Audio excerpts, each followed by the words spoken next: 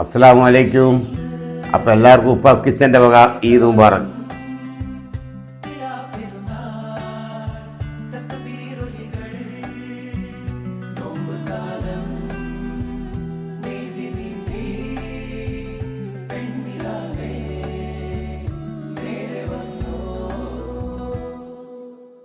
അലിയാരുടെ ഓമന ബീവി, നബി തങ്ങളുടെ ഫാത്തിമ ബീവി.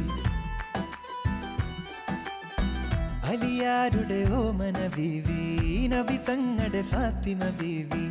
അൻപെഴും മെക്കയില്ലാവ് കണ്ട് തക്ബീർ വിളിക്കാനായി മണലോട് മണൽക്കാട്ടിൽ അത്തറിൻ കാറ്റു വന്നു.